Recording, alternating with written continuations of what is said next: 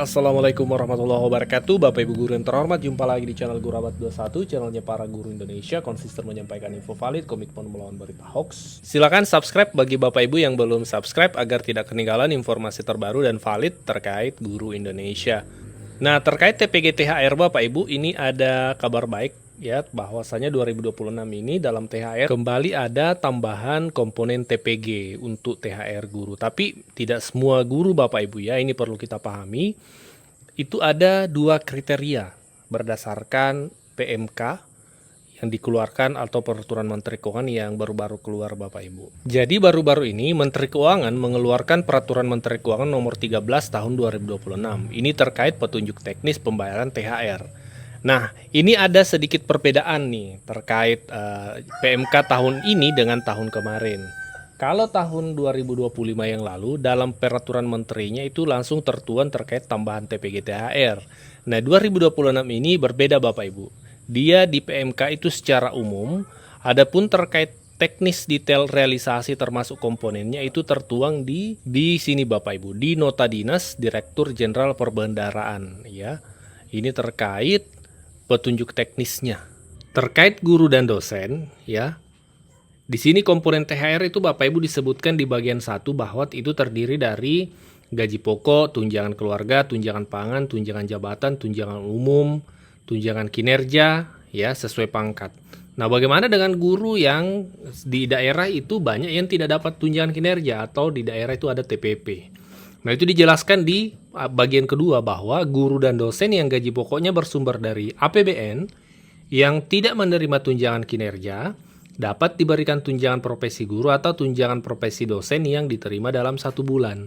Nah, ini Bapak Ibu. Jadi, kriteria pertama untuk guru menerima TPG THR itu adalah yang pertama tentunya guru ASN Bapak Ibu.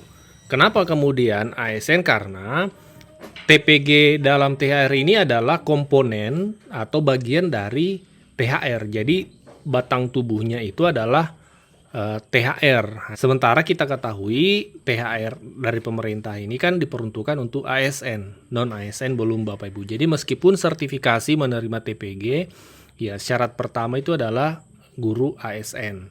Yang kedua tentunya sertifikasi terkait TPG. Kemudian kriteria yang kedua yang wajib adalah tidak menerima TUKIN, tunjangan kinerja atau TPP. Jadi kurang lebih kalau kita lihat ini sama dengan tahun 2025 kemarin. Daerah-daerah yang tidak ada tukinnya atau TPP-nya itu diberikan tambahan ini.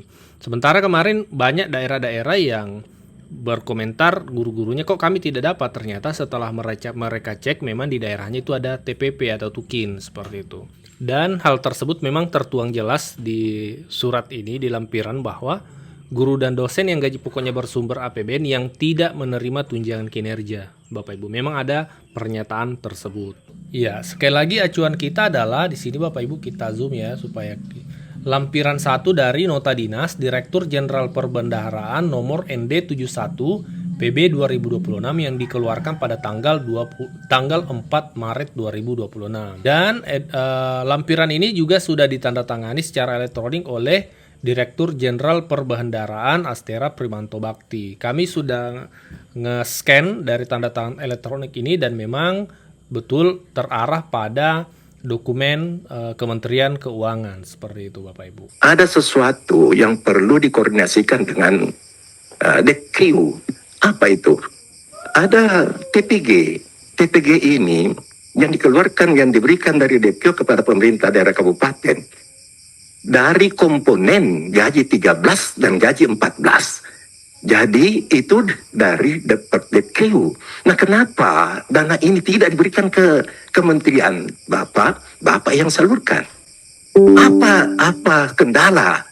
DQ yang mengirimkan dana itu dari dana yang kompensasi gaji 13 dan gaji THR. Kendalanya yang pertama, banyak ada kabupaten, ada kota kabupaten di dapil kami atau tempat lain yang tidak menerima ini karena masalah administrasi yang kelupaan ataupun berbelit sehingga tidak mendapatkan itu dan itu menjadi protes. Yang kedua, Dana ini tidak langsung ke guru, seperti yang Bapak lakukan sangat luar biasa, sertifikasi itu langsung ke guru, yang dari Depkoi ini dikirim ke pemerintah daerah. Ada pemerintah daerah, minta maaf, tidak menyalurkan kepada guru-gurunya. Dua kendala yang terjadi di dapil kami. Ada yang tidak mendapatkan karena masalah administrasi yang lambat diberikan kepada Depkyu, dan ada juga yang masuk ke pemerintah daerah tidak disalurkan kepada guru-gurunya. Terima kasih. Tentu yang pertama saya ingin memberikan apresiasi bagi Pak Menteri, Wakil Menteri dan seluruh jajaran apa yang telah diberikan selama ini. Kebijakan-kebijakan yang menurut saya sangat baik, walaupun dalam kondisi-kondisi khususnya masalah keuangan anggaran yang sangat terbatas. Tetapi yakinlah bahwa Bapak Presiden juga akan berusaha semaksimal mungkin agar dana pendidikan ini bisa maksimal. Saya lanjut yang pertama, masalah refit, Pak Irjen. Tolong berikan gambaran apakah refit yang dilakukan pada tahun yang lalu itu sudah bagus dengan swakelola. Apakah mungkin swakelola ini tetap dipertahankan? Apakah dengan misalnya bandingkan dengan jika kontraktual, dan kelemahan kalau kontraktual ini bisa terjadi persaingan harga dan bisa terjadi pada mutu yang kurang bagus. Tetapi sekurang-kurangnya ada gambaran bahwa refit yang dilakukan dengan swakelola ini bagaimana kondisinya. Yang kedua, Pak Tony tadi sudah banyak membicarakan masalah evaluasi pelaksanaan TKK. Dan saya hanya ingin, kalau tidak salah ingat, ada juga SK Mendiknasmen, itu 95 tahun 2005, akan dibuatkan berita acara apa kendala-kendala dalam TKA ini. Apakah itu tadi yang sudah digambarkan mengenai evaluasi pelaksanaan itu, sudah tergambarkan dengan berita acara kendala-kendala selama TKA. Yang kedua, tadi juga disebutkan bahwa di Jogja itu sudah menerapkan dengan angka 90% untuk hasil TKA dan 10% untuk teraport. Apakah tidak ada kebijakan nanti secara keseluruhan Indonesia itu mengikuti Jogja ini yang sudah baik menurut saya? Atau mungkin ada kebijakan-kebijakan yang lain. Sebelum lanjut, kami menyampaikan kabar baik bahwa telah rilis produk digital terbaru kami, yaitu 200 template PowerPoint siap pakai untuk guru. Guru-guru kan sering tuh butuh PowerPoint untuk memaparkan materi di kelas. Namun kadang bingung karena PowerPoint-nya kurang menarik, flat, dan tidak variatif. Nah, 200 template PowerPoint siap pakai ini akan membantu guru-guru sehingga Bapak Ibu tidak perlu mendesain dari awal, sudah ada template-nya, tinggal Bapak Ibu sesuaikan. Ini cocok untuk semua jenjang ya, mulai dari TK, SD, SMP, SMA, sederajat Bapak Ibu. Jadi Bapak Ibu cuma sekali beli bisa dipakai seterusnya sampai Bapak Ibu pensiun. Jadi silahkan dipesan 200 template PowerPoint siap pakai untuk guru ini di nomor WA admin kami 0823 1332 0383.